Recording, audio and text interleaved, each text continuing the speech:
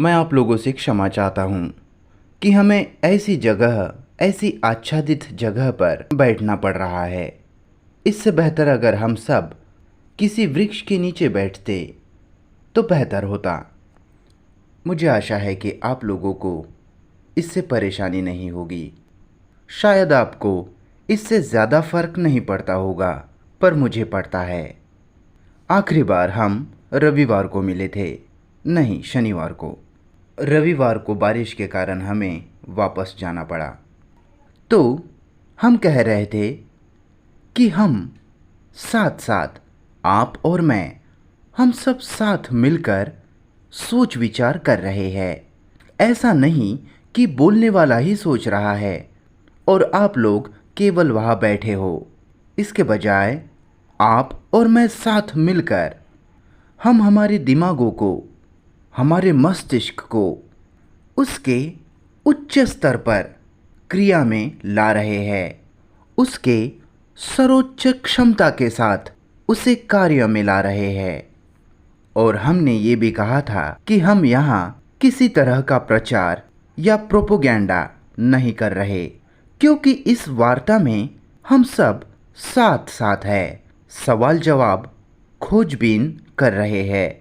हम यहाँ आपको किसी चीज़ के लिए राज़ी करने नहीं आए हैं। उसके बजाय हम सब मिलकर अवलोकन करने वाले हैं, विचारों की सारी गतिविधियों को देखने वाले हैं और व्यक्ति के जीवन को, जैसा एक व्यक्ति जीवन जीता है, तो जब कोई व्यक्ति देखता है तो पाता है कि हम सब बड़ी सतही जिंदगी जीते हैं, बल्कि मूर्खता भरा जीवन जीते हैं। और हमारे ऐसे जीवन जीने के पीछे कई कारण हैं।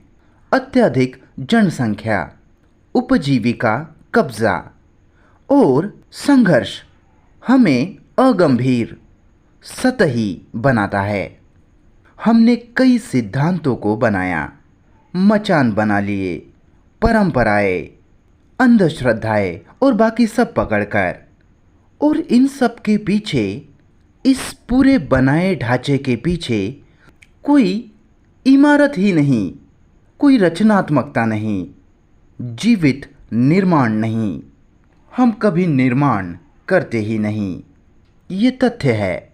हम सब साथ मिलकर केवल तथ्यों पर ही, वास्तविकता पर ही चर्चा करेंगे, सिद्धांतों पर नहीं, विचारों पर नहीं, कल्पनाओं पर नहीं या आदर्शों पर नहीं, बल्कि वास्तव में हम हमारे जीवन को देखने वाले हैं, उसका पूरी तरह से अवलोकन करने वाले हैं।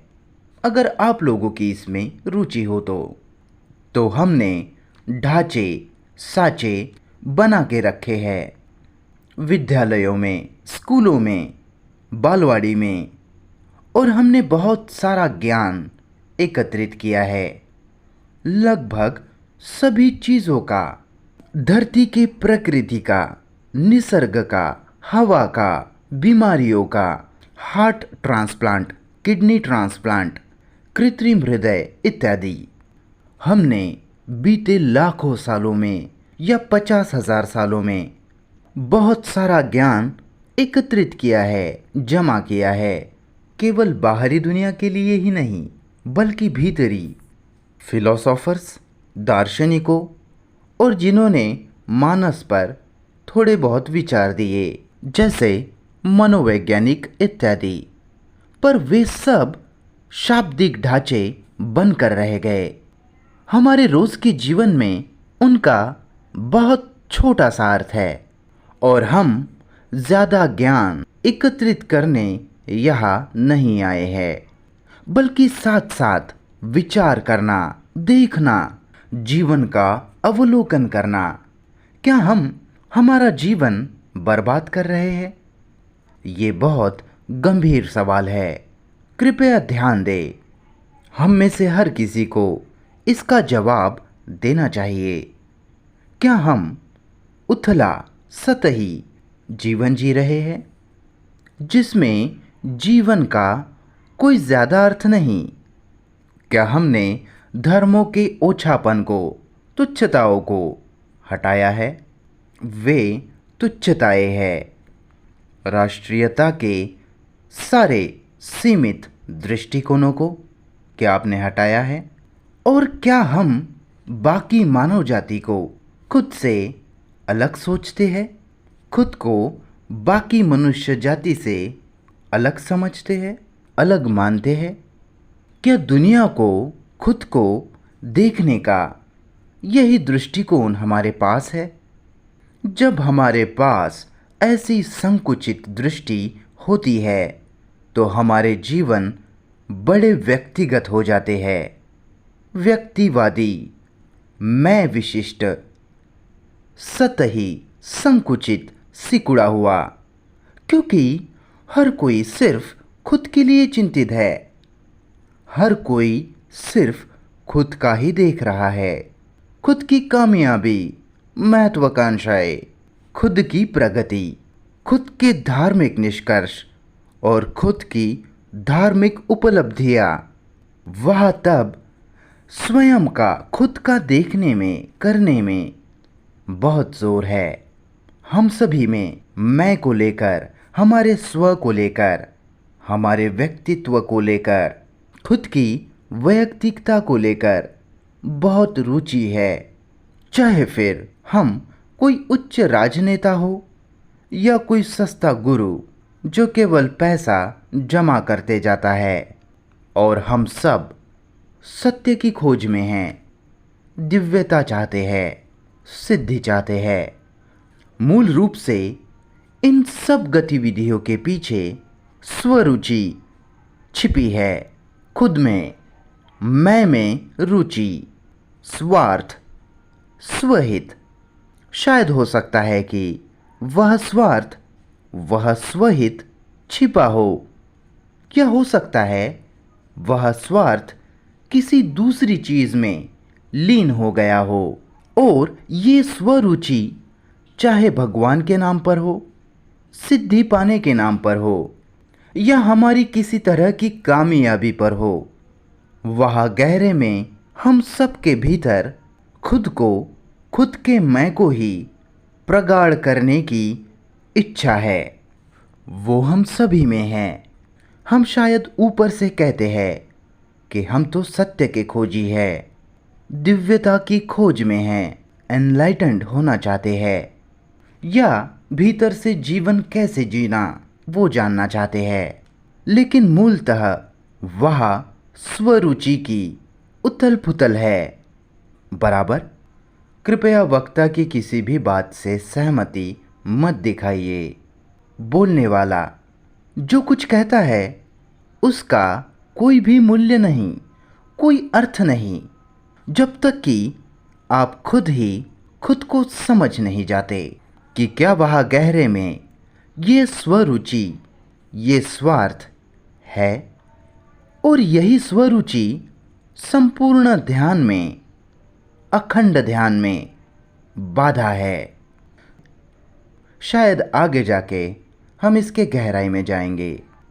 तो हमने बाहरी दुनिया में असाधारण दुनिया का निर्माण किया है, जिसका निर्माण विचार द्वारा हुआ है। विचार ने ही ये सब बाहरी दुनिया बनाई है। बड़े बड़े गिरजाघर, चर्चेस, प्राचीन मंदिर, मस्जिद, वे सब विचार का ही निर्माण है। उन सब में होने वाले धार्मिक अनुष्ठान विचार द्वारा ही निर्मित हुए हैं। बराबर सर? ध्यान से इन तथ्यों को देखिए कि विचार ने ही इंसान इंसान में राष्ट्रीयता, धार्मिक विभाजन लाया है। देशों के विभाजन, धर्मों के विभाजन। विचार ने कमाल के तकनीकी जगत को भी निर्मित किया है। उन्होंने कृत्रिम हृदय बनाया है जिसे वे मनुष्य के भीतर लगाएंगे। त्वरित संचार, कम्युनिकेशन और कंप्यूटर, बाकी सब आप जानते ही हो। ये सब सहयोग से विचार ने किया है।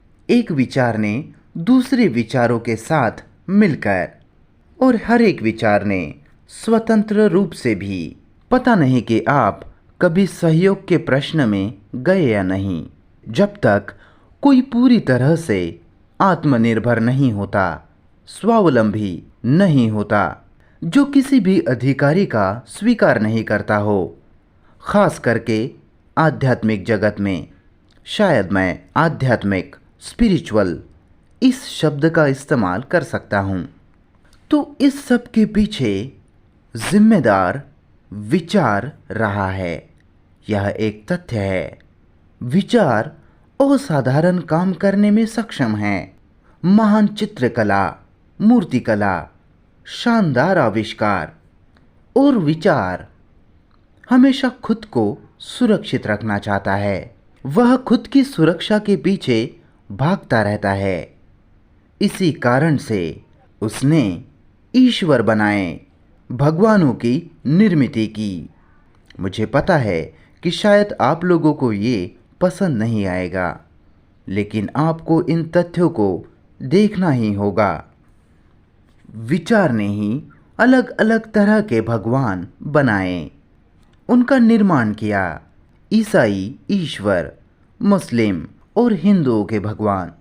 इस देश में तो हजारों भगवान हैं, और हमें साथ मिलकर सोचना होगा कि विचार इतना ज़्यादा महत्वपूर्ण क्यों हो गया, और क्यों विचार तकनीकी जगत में बेहिसाब फैलता ही गया, और क्यों विचार ने ऐसा कहा कि मैं खुद को समझूंगा, खुद को जानूंगा, जो कि है विचार ने मैं बनाया, व्यक्तित्व की निर्मित की। क्या आप इससे सहमत है? क्या हम सब साथ साथ है? क्या मैं आपको सोचने के लिए मजबूर कर रहा हूँ, या हम सब साथ साथ सोच रहे हैं? क्या हम साथ साथ चर्चा कर रहे हैं? चर्चा मतलब दो लोगों में बातचीत, मैत्रीपूर्ण, जैसे दो दोस्त जो केवल शाब्दिक स्तर पर अभिव्यक्त नहीं कर रहे, पर उन्हें एक दूसरे की चिंता है, पति की, पत्नी की, और वे मानव प्रकृति की साथ मिलकर बात कर रहे हैं। आप और वक्ता दोनों उसी स्थिति में हैं। हम साथ मिलकर चर्चा कर रहे हैं। ये कोई चतुर कथन नहीं कि चीज़ों को ऐसा ही होना चाहिए। मतलब हमें साथ साथ बिना अपने अपने निष्कर्षों के हिसाब से सोचना होगा, मेरे या आपके राय के हिसाब से नहीं, अपने खुद के देखने के दृष्टिकोण से नहीं, पूर्वाग्रह, पूर्वधारणा इत्यादि से नहीं। साथ सोचना बहुत महत्वपूर्ण है, जिसका मतलब है कि हम दोनों खोज करने के लिए, जांच पड़ताल करने के लिए स्वतंत्र है, एक दूसरे को सवाल पूछने के लिए आज़ाद है। दो दोस्त की तरह तर्कशास्त्र का व्यापार नहीं, पर साथ मिलकर खोजे कि विचार की जगह क्या है और कहाँ विचार की आवश्यकता नहीं है। हम इसमें खोजबीन करेंगे कि कहाँ विचार ज़रूरी है, और जितना ज़्यादा विचार आप करोगे उतनी ज़्यादा ऊर्जा शक्ति उस दिशा में जाएंगी, जो कि तकनीकी जगत है। विचार के प्रकृति को देखना, अवलोकन करना, जिस विचार ने स्वरुचि का निर्माण किया, स्वार्थ का, अपने खुद के मैं में रुचि होना। हम सभी को सुरक्षा चाहिए, शारीरिक रूप से भी और भीतर से भी। भीतरी सुरक्षा और बाहरी सुरक्षा हम सभी को चाहिए, और ये मस्तिष्क की अत्यावश्यकता और मांग है, जो कहता है कि मैं अच्छे से कार्य तभी कर सकता हूँ जब मस्तिष्क पूरी तरह से सुरक्षित है। बराबर। सुरक्षा कहाँ मिलती है? बिल्कुल, आप जिस घर में, फ्लैट में, जिस छत के नीचे रहते हो, उसकी सुरक्षा, फर्नीचर, पलंग, दो चार कपड़े या बहुत सारे कपड़े, हमें इसकी सुरक्षा की ज़रूरत है, नहीं तो आप और मैं यहाँ बैठे ही नहीं होते। और मस्तिष्क कहता है कि मुझे न केवल बाहर से सुरक्षित होना है, शारीरिक रूप से, पर भीतर से भी सुरक्षित होना है ना? यही तो आप लोग चाहते हो या नहीं? सुरक्षा पाने में वह डर भी शामिल है, सुरक्षा ना होने का डर। वो दोनों साथ साथ चलते हैं। क्या आपको ये समझ आ रहा है? जो कि है, मुझे सुरक्षा चाहिए। मस्तिष्क मांग करता है कि वो सुरक्षित रहे। एक तो वह भ्रम का स्वीकार करता है, जो भ्रम उसे सुरक्षा की एक भावना देता है, जो ज़्यादातर लोग करते हैं। परंपरा में सुरक्षा, पुराने विश्वासों में सुरक्षा, हर दिन की आदत बरकरार रखने में सुरक्षा, किसी आदत को जारी रखने में सुरक्षा, पूजा या अनुष्ठान करने में, जो आपको थोड़ा बहुत शुद्ध होने का एहसास देता है। तो हमें साथ मिलकर जांच पड़ताल करनी होगी कि क्या वह सच में, वास्तव में सुरक्षा जैसा कुछ है। क्या किसी तरह की कोई सुरक्षा होती भी है या नहीं? सुरक्षा की खोज शायद एक भ्रम हो। हम परिवार में सुरक्षा पाते हैं, पत्नी या पति के साथ, घर या समुंदर किनारे किसी टूटी हुई झोपड़ी में। मैं राजनीति की या सरकार की बात नहीं करूँगा।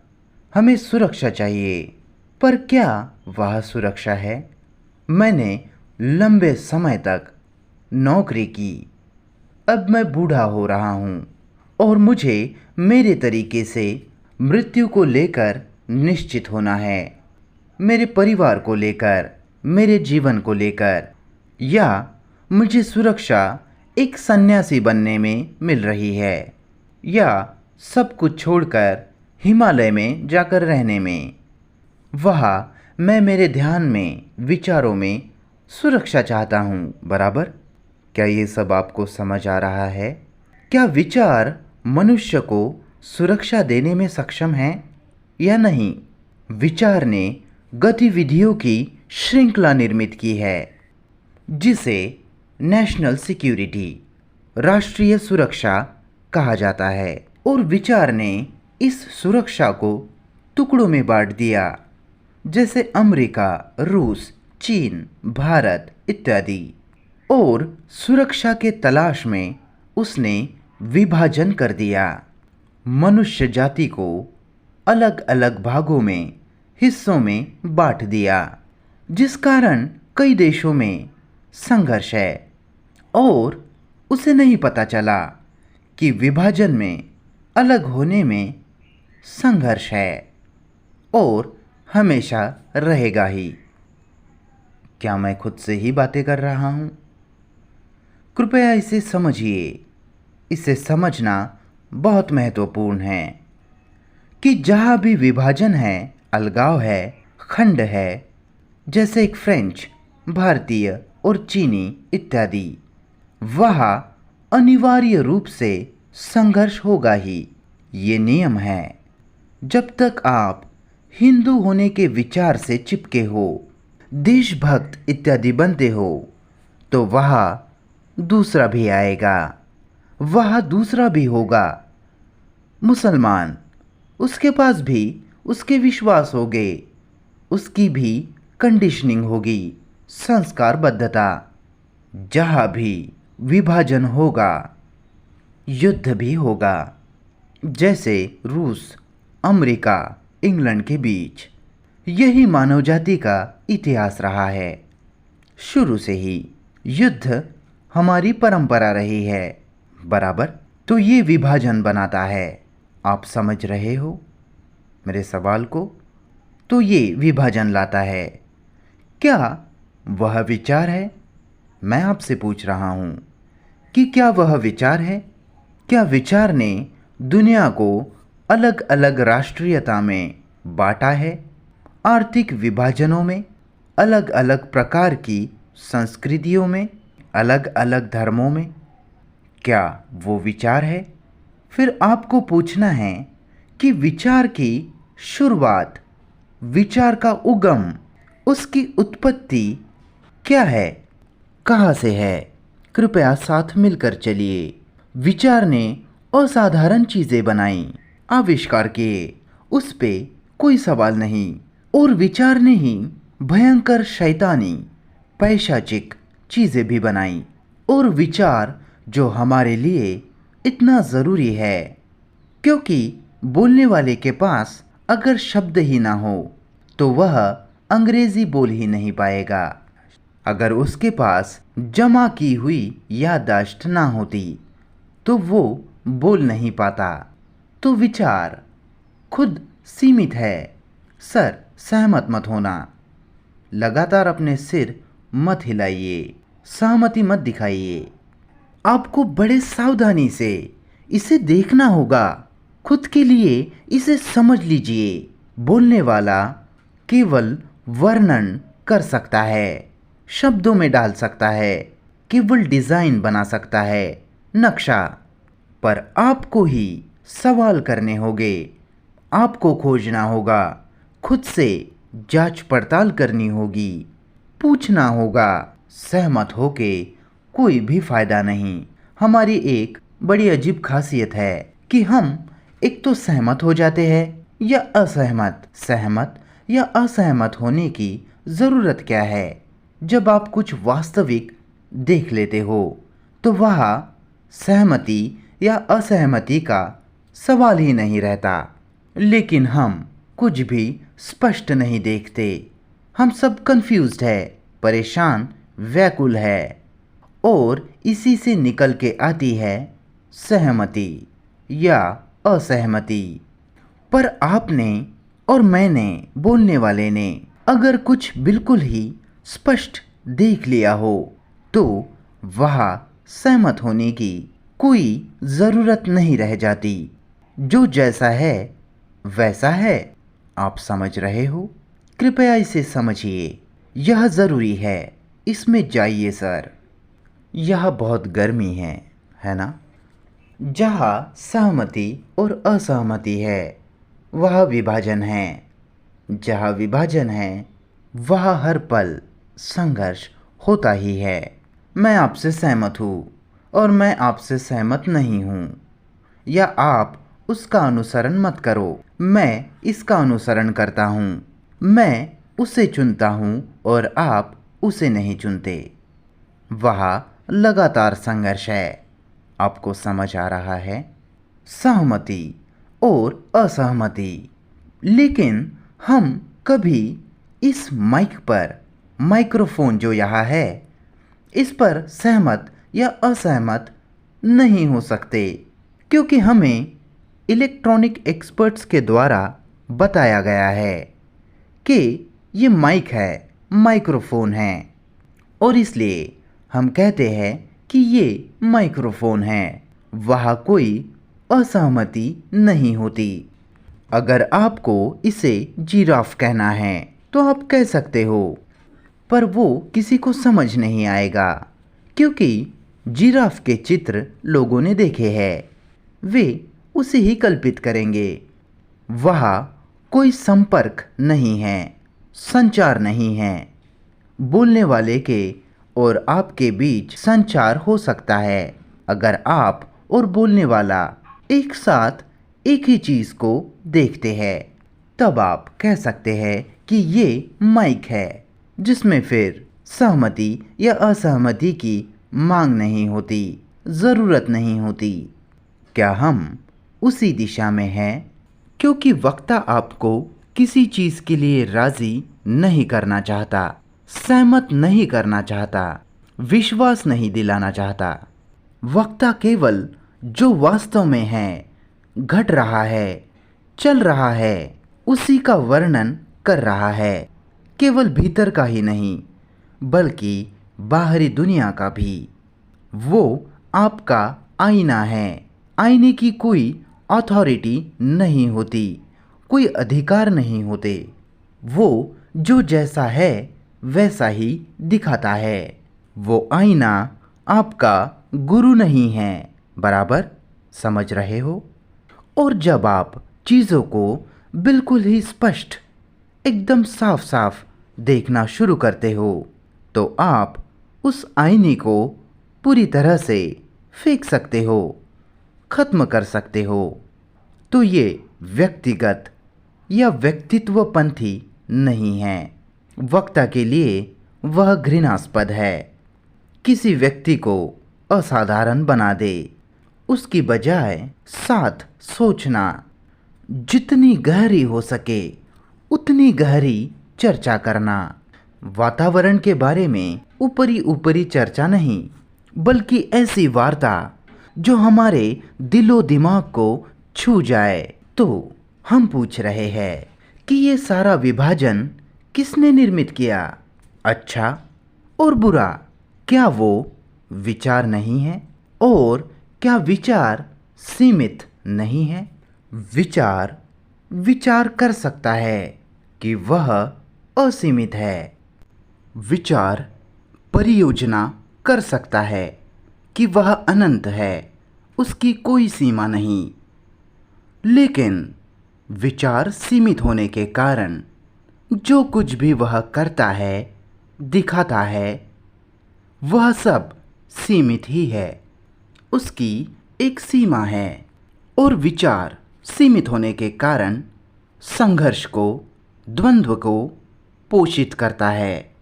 हमें बड़े ध्यान से इसे गहराई से देखना होगा, इसमें जाना होगा। हम में से ज़्यादातर लोग संघर्ष से भरा जीवन जीते हैं, संघर्ष में जीते हैं। पति पत्नी के बीच संघर्ष, पड़ोसी के साथ संघर्ष, हिंदू मुसलमान में संघर्ष।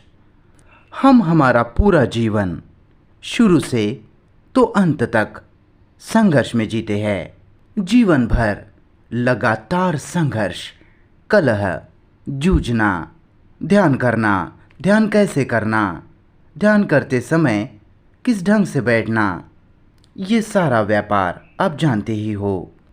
क्या संघर्ष ज़रूरी है? और क्या कोई व्यक्ति बिना किसी भी तरह के संघर्ष के जीवन जी सकता है? जिसका मतलब है एक भी समस्या नहीं, कोई भी समस्या नहीं। हमारे पास समस्याएं क्यों होती है? धार्मिक समस्याएं, सामाजिक समस्याएं, हमारे संबंधों में समस्याएं इत्यादि। हम हमेशा समस्याओं से घिरे ही रहते हैं। हमें चीज़ों से समस्या है। क्या हम बिना एक भी समस्या के जीवन जी सकते हैं?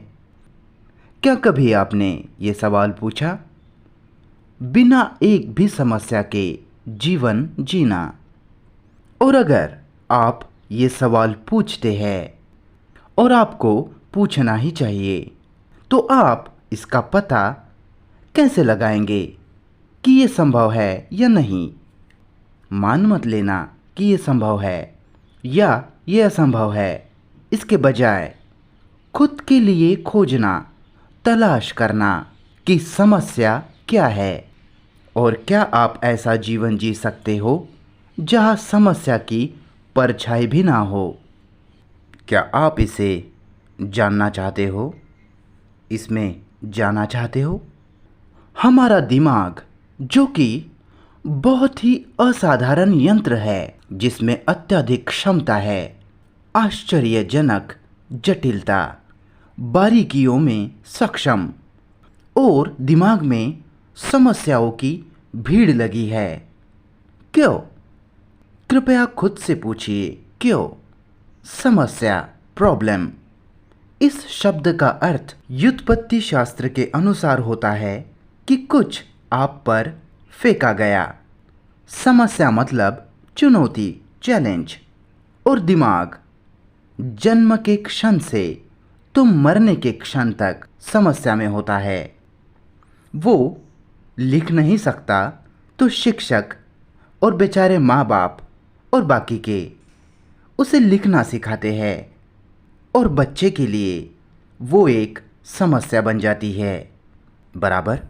क्या आपको समझ आ रहा है? तो बचपन से तो आप विश्वविद्यालय जाते हो, अगर आपकी किस्मत अच्छी हो तो, या फिर आप बदकिस्मत हो तो आपको उस मशीन से गुजरना पड़ता है। आपका दिमाग वास्तव में समस्या पाने के लिए शिक्षित किया गया है। बराबर? क्या आप इससे सहमत हो? सहमत नहीं, माफ़ करना।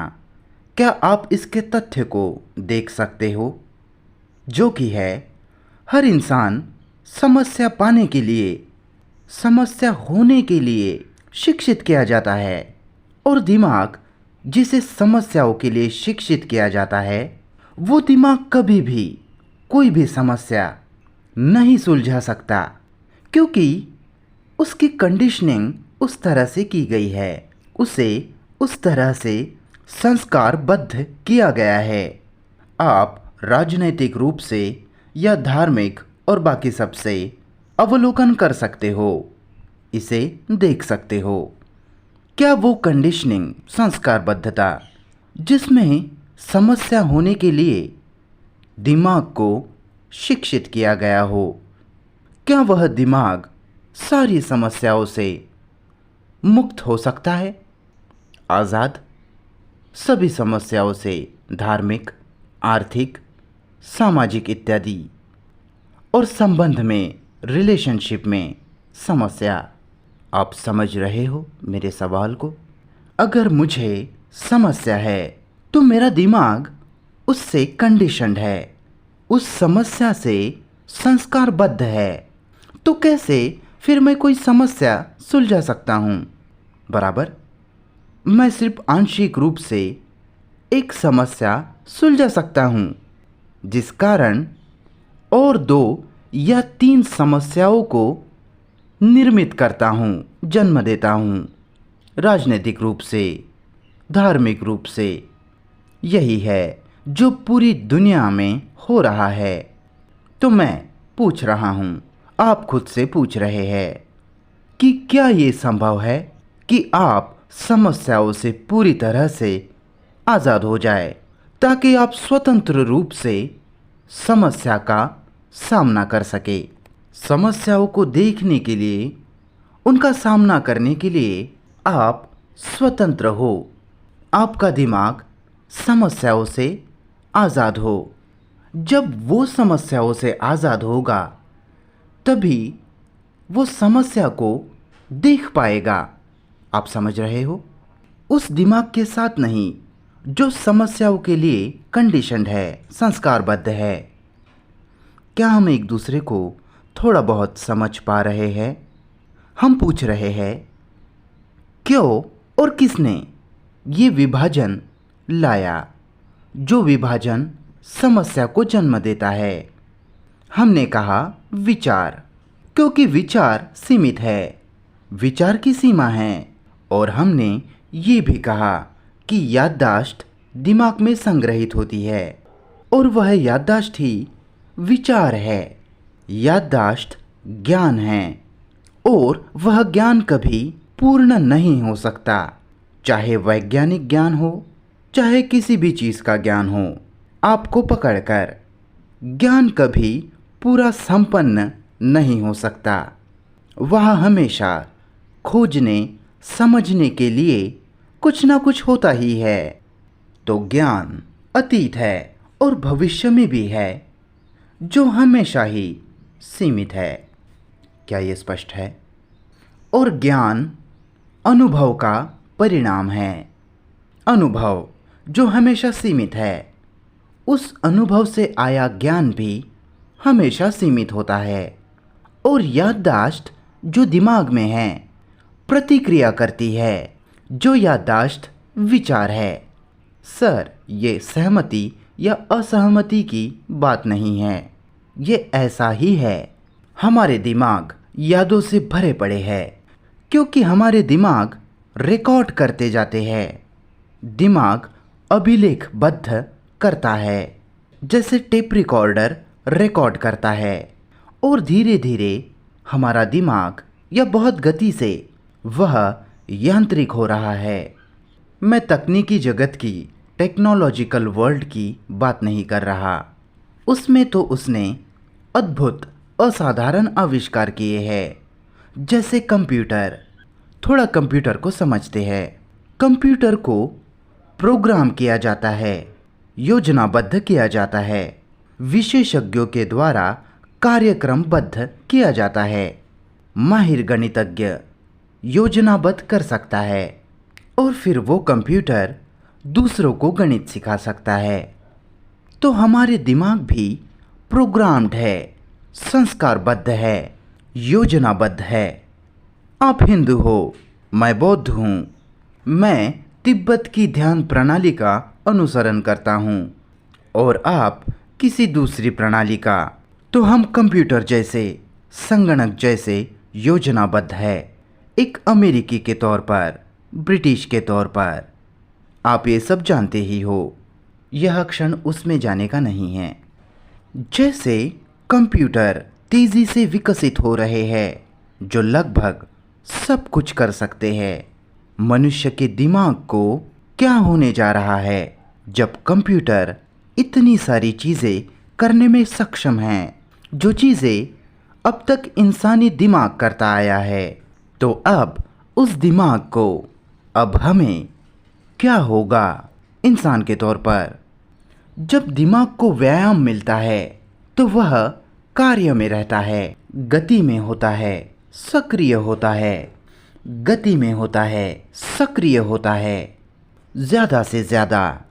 पर अब उसकी जगह धीरे धीरे मशीन ने, यंत्र ने ले ली है। ऐसे में क्या होगा हमारे दिमाग को? ऐसे में हमारे दिमाग मुरझा जाएंगे या हम मनोरंजन की, एंटरटेनमेंट की दुनिया में चले जाएंगे। बराबर? क्या आपको ये सब समझ आ रहा है? क्या आप सबकी इसमें रुचि है? एक तो दिमाग बहुत मनोरंजन के पीछे भागेगा। उसे मनोरंजन चाहिए क्योंकि वह तकनीकी और बाकी जगत में इतना ज़्यादा कुछ नहीं कर सकता। तो धीरे धीरे दिमाग मुरझा जाएगा या तो मन बहलाव, मनोरंजन में डूब जाएगा। स्पोर्ट्स, खेल क्रीड़ा देखेगा, धार्मिक समारोह में सहभागी होगा, जो कि अब ज़्यादा से ज़्यादा हो रहा है। धार्मिक मनोरंजन आप जानते ही हो, वो भी मनोरंजन ही है।